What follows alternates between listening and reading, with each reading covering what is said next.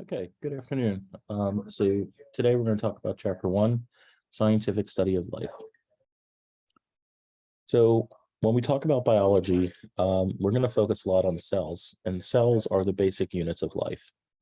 Every organism or living individual consists of one cell, and they're called unicellular organisms, or more than one cell, and they're called multicellular organisms.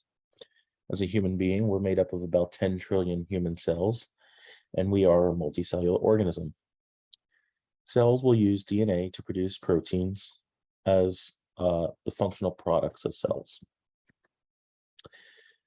So how do we know these swans are alive and that this rock is not alive? All life will share the same 5 characteristics. And those 5 characteristics are organization,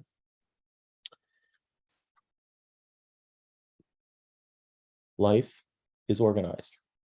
And it's organized starting from the basic unit of matter, which are atoms, which will build molecules, which can build organelles, eventually leading to cells, which can lead to tissues, which can lead to organs, which can lead to various organ systems, and then eventually an organism. And when you look at a human organism, or in this case, a tree, we'll use the example on the slide here, a tree, you can see that the leaves are individual organs, and that when you look closely at a leaf, it is made up of tissue. And when you look closer at the tissues, they're made up of cells. And if you look within the cells, you'll find organelles, which are subcellular structures. And if you look closer from there, they're made up of molecules such as DNA, RNA, proteins, carbohydrates, lipids, and all of these are rooted as atoms. Life is also organized in the fact that we all live in a biosphere, which is a global ecosystem, the parts of the planet and the atmosphere where life is possible. And the ecosystem starts off with an organism where you have a single living individual, which makes up a population, which would be a group of the same species of organism living in the same place and time. That will then live, the population will live within a community where all populations that occupy the same region, which will live in an ecosystem, and then the entire biosphere. So here's the first question. Which of the following statements is false? Organs consist of tissues. Populations consist of organisms. Molecules consist of cells. Organisms consist of atoms. And organelles consist of molecules. The correct answer would be C. Molecules consist of cells. Molecules are going to consist of atoms as the basic unit. So we've talked about organization. The second characteristic of life is energy use. Life requires energy. On this planet, we get energy from sunlight.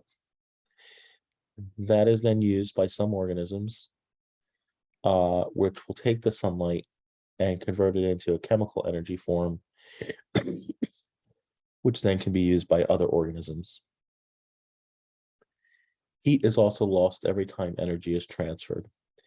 And in a biosphere, what we have is energy being transferred from one form to another. Technically, energy cannot be created nor destroyed. It can only be transferred. We'll talk more about energy use in a later chapter as well. Maintenance of an internal consistency. Life maintains internal constancy. Homeostasis is a term that we use in which the process by which a cell or an organism maintains equilibrium. And we oftentimes will use a thermostat to define what homeostasis is. If you sort of deviate from the norm, for example, with a thermostat, if you go above the temperature, you might click on the air conditioning then to bring the temperature back down to normal. If the temperature falls below the set point, you then turn on the heat to bring the temperature back up. The same thing happens with lots of cells and organisms, where if there's a parameter that is out of the set points, there are mechanisms in place in order to bring that back to its normal state. Humans have an internal thermostat that helps to maintain temperature homeostasis. For example, when it's cold, this woman shivers and adds clothing when she feels cold. The same thing as when you're hot, you're not shivering, but you're actually sweating to help potentially cool down the body. Okay, the fourth characteristic is reproduction, growth, and development. Life reproduces, grows, and develops. Reproduction is either asexual or sexual. Asexual reproduction is an exact copy of its own, and sexual reproduction creates a genetic variation among organisms. As humans, we undergo sexual reproduction, where you have a sperm and an egg, both carrying the same 23 chromosomes, but obviously there's genetic variation amongst the chromosomes. When the sperm and egg come together, you form a completely different organism, different from the father, different from the mother, but made up from both. That's even with siblings. If you have siblings, unless it's an identical twin, genetically they're different. It's a different individual. Okay, so let's look at another clicker question here. Which of the following statements is true about reproduction? Sexual reproduction creates genetic variation among organisms. Sexual reproduction is most successful in unchanging environments. Most plants reproduce only asexually. Asexual organisms do not actually reproduce, or none of these is true. And the true statement here is that sexual reproduction creates genetic variation among organisms. By bringing together a set of genetic information from mom and a set of information from dad, you are creating a completely new individual. The fifth and final characteristic of life is evolution. Life evolves. Darwin was one that pretty much stated the whole theory on evolution here, where in his book called Origins of Species, essentially, if an organism can't adapt to its environment, eventually that organism may die out. And in here, we can see seahorses that blend in best likely survive the longest and reproduce the most, because they're not more likely to be eaten by prey or predators. We can even look, this is close to my own heart here, as a microbiologist at heart. Looking at bacteria, if you have a bacteria that is antibiotic resistant, here you can see, initially it's only one cell out of, say, 100. But if you are using an antibiotic, it's that one cell that will actually survive and reproduce, whereas all of the susceptible ones that are not resistant will eventually die off as a result of drug use. And it's the antibiotic resistant ones that have evolved due to mutations that have led to the more fit, stable cell for the organism to survive. Okay. So what are the roles of natural selection and mutations in evolution?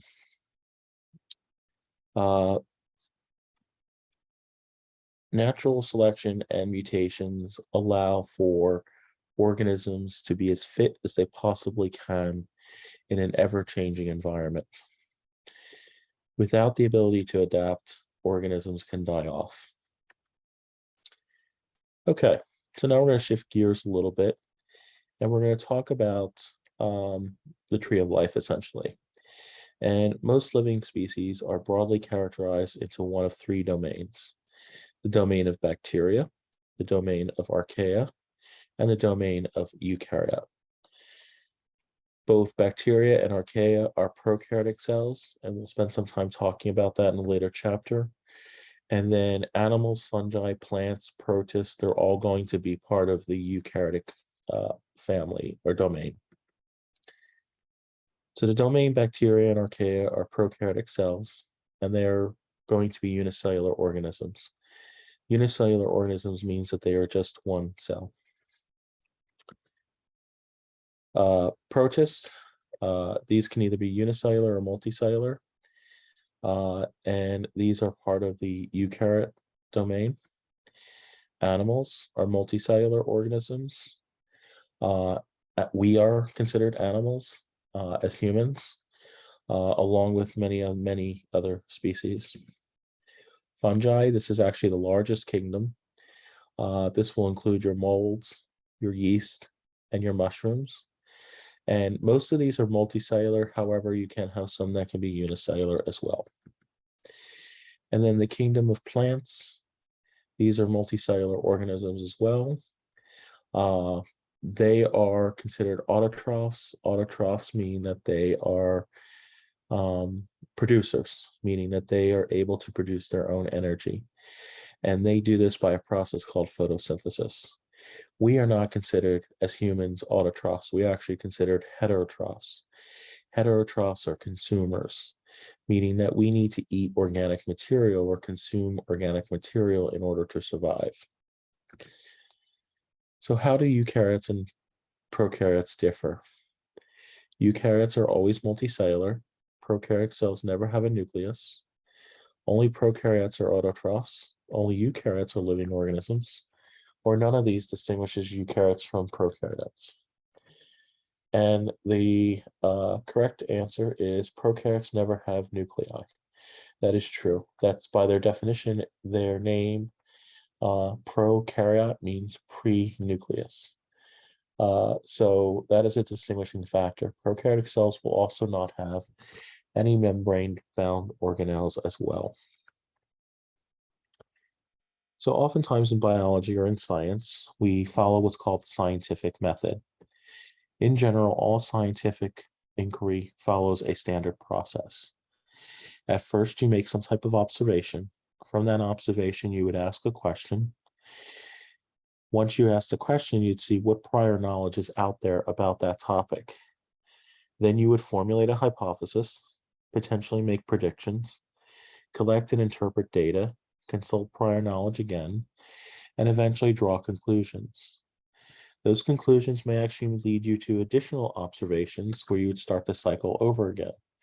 Or if you have drawn a conclusion and it's a conclusion that is worth putting out there, you would then go through peer review where fellow scientists would also investigate that, and then eventually it would lead to publication. With publication, what that means is it gets put out into the public domain. So there are many different types of science. Scientists test their hypothesis with discovery science or controlled experiments. Well-designed experiments include independent, dependent, and standardized variables. An independent variable is what is manipulated. Dependent variable is what can be measured. And a standardized variable is held constant for all subjects in an experiment.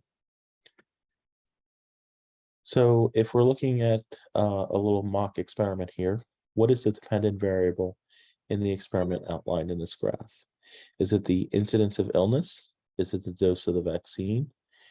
Or is it C there? And in this case, the dependent variable is the incidence of illness. This is, if we go back to the definition of what it means, it is what something is measured, and this is what can be measured. Okay, what are the components of scientific inquiry? Again, going back to the little circle here, this is essentially how you would start off scientific inquiry. Okay, so to follow up with that, that would be this figure here. Okay, scientific theories help to explain observations. When Charles Darwin saw the nectar tubes on these orchids, he predicted that a moth had an equally long tongue. He based this prediction on the theory of evolution. 30 years later, the moth was discovered with a very long tongue. What observations led Darwin and Wallace to predict the existence of the long-tongued moth in Madagascar? So I'll ask you guys to think about that a little bit, and maybe I'll throw that into a discussion question to see where you guys land on this. And that is it for chapter 1. A little bit of an overview. Hope you have a good rest of your day.